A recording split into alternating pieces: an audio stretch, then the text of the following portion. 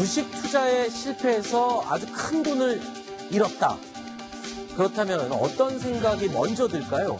보통이라면요, 열심히 일해서 이 손실을 메워야지, 아니면 잃어버린 돈 떡 싸먹는 셈 쳐야지, 이렇게 할 경우가 많을 겁니다. 그런데요, 이 나라의 땅, 정부의 땅, 이 땅을 팔아서 손해를 채운 사람이 있습니다. 어떻게 이런 일이 가능했는지 살펴보도록 하겠습니다. 자, 일단 간이 커도 이렇게 클 수가 없습니다. 나라 땅을 팔아먹었어요. 이거 나라 땅을 팔아먹으면 뭐 이완영이라고 할 수도 있나요? 어떤 방법이었습니까? 좀 얘기를 해주세요. 일단은 한국자산관리공사, 이제 캠코라고 하죠. 네. 거기 이제 여직원인데, 일단 캠코라는 곳이 뭐 하는 곳인지 이제 말씀을 드리면, 네.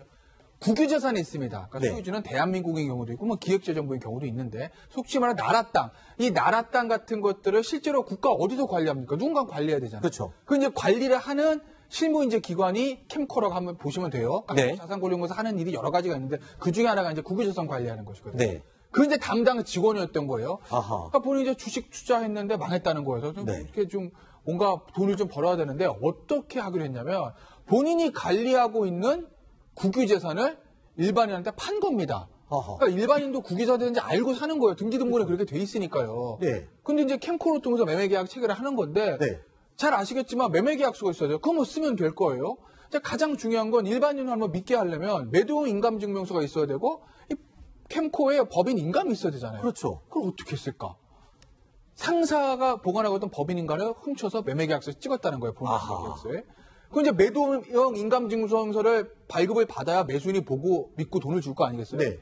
매도 인감증명서 어떻게 했냐면 본인 이제 여직원이니까 매도형 인감증명서 발급 시청서 해가지고 상사한테 올립니다. 네. 상사가 잠시 자리를 비운 사이에 상사 컴퓨터에 가서 결제를 딱 합니다. 아하. 그래서 매도형 인감증명서 발급 받은 거예요. 네. 그래서 이제 저기 강북구에 있는 거, 남양주에 있는 거 이런 어떤 국유재산들을 임의로 판매했다라는 거고 그 판매 대금 한 11억 3,700만 원 정도를 본인이 가진 거죠. 그러니까 아니, 근데 이게 11억 정도 횡령. 한두 차례도 아니고 지금 13차례에 걸쳐서 11억 원어치의 나라 땅을 팔아먹은 건데 이게 어떻게 걸리지는 않았습니까? 13번이나 할 정도로? 그러니까 보면 이 직원이 상사가 보관하던 법인 인감을 몰래 꺼내서 찍기도 했고, 네. 이런 상사의 컴퓨터 자체를 본인이 가서 그렇게 허술하게 결제가 되나요? 이런 걸로 봐서는 보통 이게 이제 상호간의 어떤 감시, 견제 네. 시스템이 작용되게 내부 시스템 자체가 그렇게 돼 있어야 되는데 아마 그 부분이 제대로 작동을 안 했던 것 같고요. 이 캠코 내부적으로도 어떠한 이러한 재산, 돈이 오가는 이런 부분에 대해서는 사실은 굉장히 이렇게 제3자를 통한 어떤 이 점검 체계라고 할까? 이런 것들이 좀 상시적으로 가동이 돼야 되는데 그런 부분에서 좀 잠시만요. 뚫려 있었던 것 같아요. 그러면 지금 이 땅을 산 민간인은 이거 뭐 작물을 산 것도 아니고요. 다 믿고 정부의 기관이기 때문에 땅을 샀는데 지금 이거 어떻게 되는 겁니까? 그러니까 땅 산 사람은 이거 보상받을 수 있나요? 일단은 지금 캠코에서 이걸 회수 조치에 들어갔다고 해요. 그러면 그 땅 산 사람, 예. 그러니까 예를 들어서 쉽게 가서 이러니까 우리가 땅값 11억이라면 11억 돌려드릴 테니까 다시 등기 가지고 오십시다 해서 상대방 뭐 오케이 해주면은 상관이 없는데 그게 아니면 이제 소송에 결국 들어가야 되거든요. 아마 캠코 쪽에서 이렇게 주장할 거예요. 이것이 권한 없는 사람이 임의로 처분한 거니까 계약은 무효다라고 할 거고. 근데 산 사람 입장에서 보면 야, 무슨 소리야? 나는 서류 다 확인하고 진짜 권한 있는 건지 알고 샀는데 나는 아무 잘못이 없는데? 그럼 어떻게 돼요, 법적으로? 그러니까 이제 이거는 유효한 계약이야라고 주장을 할 건데 이건 사실 그 케이스마다 좀 달라요. 그러니까 예를 들면 여러 가지를 볼 거예요, 법원에서. 과연 이 정말 매수인이 여직원이 가지고 온 이 매매계약서나 이런 것들을 정말 캠코에서 정상적으로 하는 거라고 생각할 수 있었는지. 예를 들면 이제 사는 사람들을 보면은 공시지가 시가다 확인하잖아요. 네. 그래서 시가가 저게 한 10억 되는 땅인데 여직원이 좀 빨리 좀 싸게 내놨다. 아하. 그럼 뭔가 좀 이상하지 않습니까? 네. 그런 사정들. 아. 확실히 여직원이 뭔가 좀 이상한 거래를 한다는 것을 알 수 있지 않았는지 그런 것들은 아마 법원에서 볼 건데 어떤 형태로도 하든지 간에 땅을 찾아온다 하더라도 계약이 무효가 되면 이제 받은 돈 돌려줘야 되는 것이거든요. 근데 저 11억에 대해서 여직원이 만약에 다 써버렸다고 하게 되면 어쨌든 국고에서 손실 나는 거는 마찬가지죠. 그렇군요.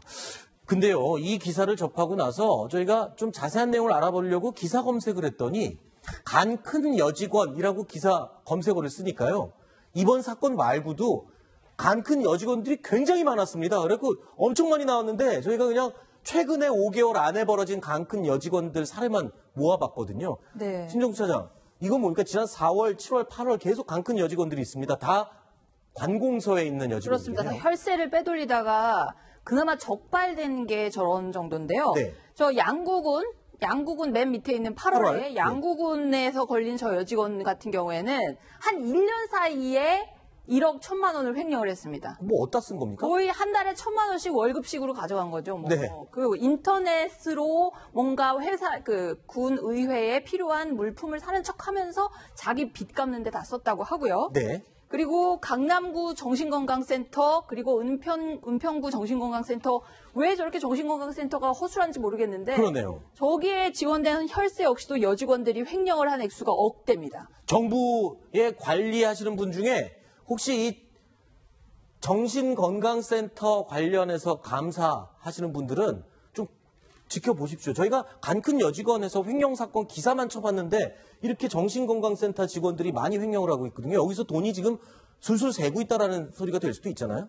그러니까 2012년에 그 여수 쪽에서 큰 사고 한 번 있었지 않습니까? 네. 한 80억 정도 횡령한 네. 사고. 그 이후에 저런 부분에 대해서 시스템을 완전히 보강하겠다라고 네. 했는데 지금도 보면 저 양구 군의회 같은 경우는 저게 완전히 감시의 사각지대예요. 아하. 군의회라는 게 네. 군청은 어쨌든 군의회의 감시를 받지 않습니까? 네. 그럼 군의회는 누가 감시하죠? 없네요. 감시할 사람이 없어요. 그러네요. 그러다 보니까 직원이 그냥 자기가 조작해서 카드를 빼낸 거. 저게 과연 양구 군의회만의 일이겠는가 하는 의심이 드는 거죠. 다른 그러네요. 지역의 군의회는 그럼 제대로 될까?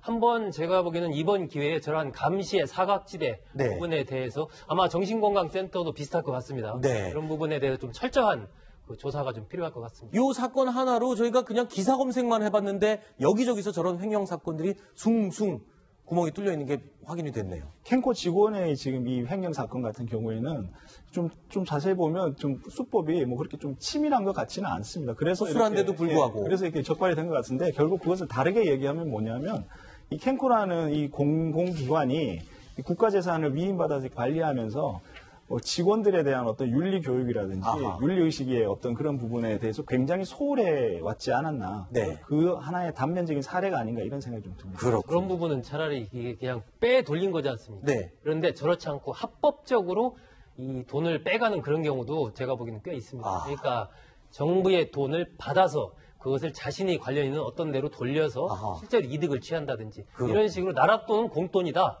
라고 하는 생각들이 사실 굉장히 만연해 있는 부분이 있기 때문에 제가 보기에는 어쨌든 그런 부분에 대한 감사나 이런 부분이 좀 더 철저해질 필요가 있다라고 봅니다. 알겠습니다.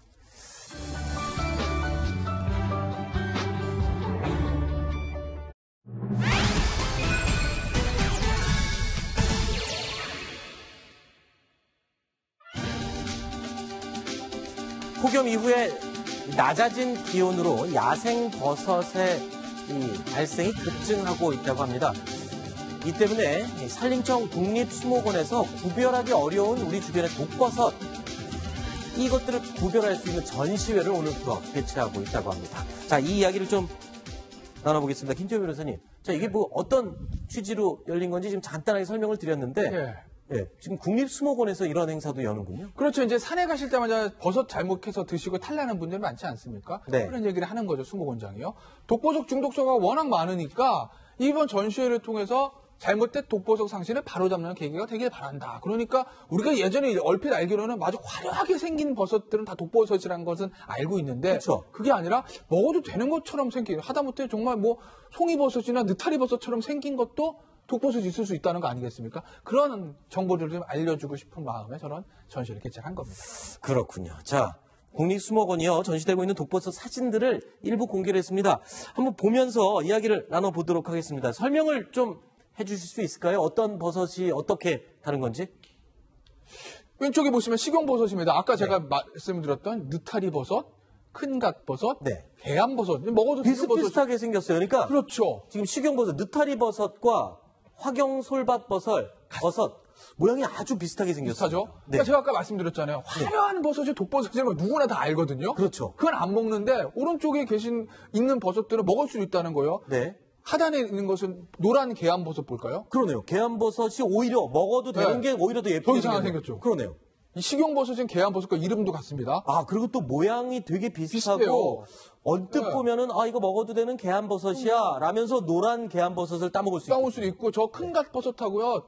흰 갈대버섯 같은 경우는 진짜 똑같이 생겼네요. 똑같이 생겼습니다. 네. 저거 먹을 수도 있을 것 같아요. 네. 그러니까 이런 착각을 주지 않기 위해서 네. 먹으면 안 돼라고 이제 알려주기 위해서 저는 전시회를 개최한 거죠. 자, 지금 조금 전에 김태현 변호사가 소개를 그렇게 해줬습니다. 우리가 통상적으로 상식적으로 예쁘고 울긋불긋하고 이런 버섯들이 독버섯이고 수수하고 그냥 수더분하게 생긴 그런 버섯들은 식용버섯이다 이렇게 알고 있었는데 그 잘못된 상식들을 저희가 모아봤습니다. 다음 한번 표를 보시죠.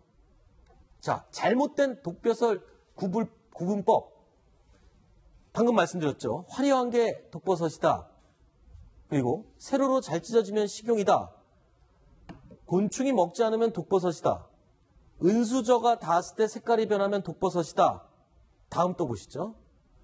끓이면 독이 없어진다. 버섯대에 띠가 없으면 독버섯이다. 찢어서 유액이 나오면 독버섯. 모두 거주셨습니다. 자, 앞부분도 거주시거든요. 앞부분도 다시 한번 보여드리도록 하겠습니다. 그러니까 지금 우리가 잘못 알고 있는 상식들을 다 모아본 겁니다. 잘못 알고 있는 상식들.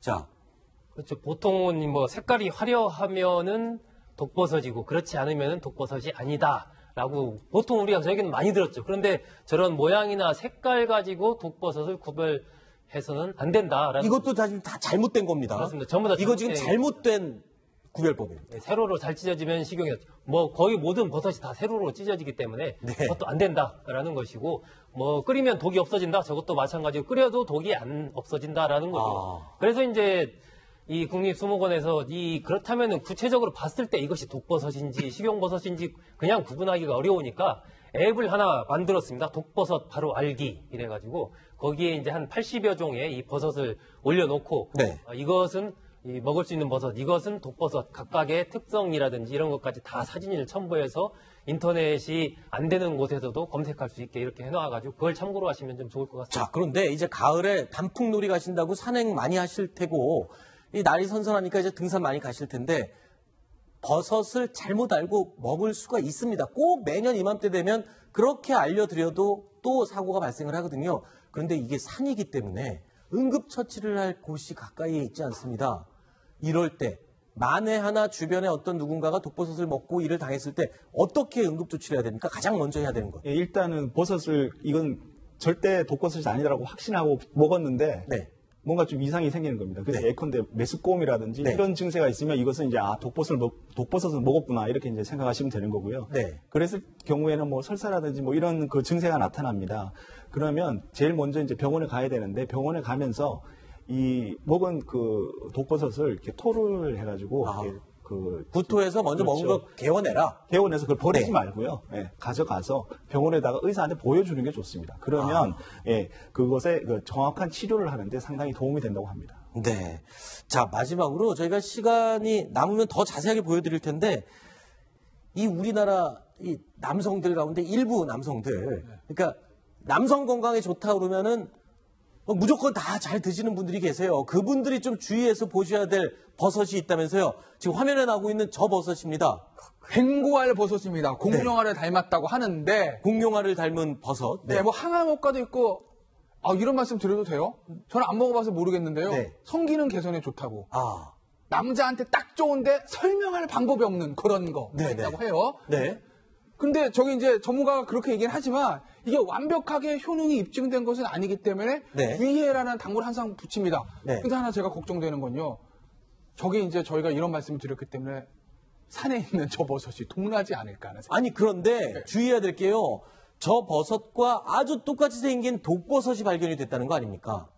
그러니까 이 댕구알 버섯이 이제 최근에 기후 변화가 우리나라에 심하게 일어나고 있지 않습니까? 네. 그러면서 굉장히 장마 이후에 그 댕구알 버섯이 많이 생기고 있어요. 그러니까 네. 이것이 댕구알 버섯인지 독버섯인지 또 댕구알 버섯이라고 해도 네. 저것이 어떤 효능이 지금 검증된 것이 아니기 때문에 아하. 저걸 쉽사리 먹어서는 안 되고요. 또 저거랑 비슷한 어떤 독버섯을 먹으면은 큰일 나기 때문에 일단은 저런 버섯들은 야생에서 채취했을 때 함부로 먹지 말고 네. 채취를 하더라도 정확하게 좀 검증을 받은 이후에 먹는 것이 제일 좋습니다. 알겠습니다. 자, 단풍놀이 가실 때 조심하시라고 저희가 준비해본 아이템이었습니다.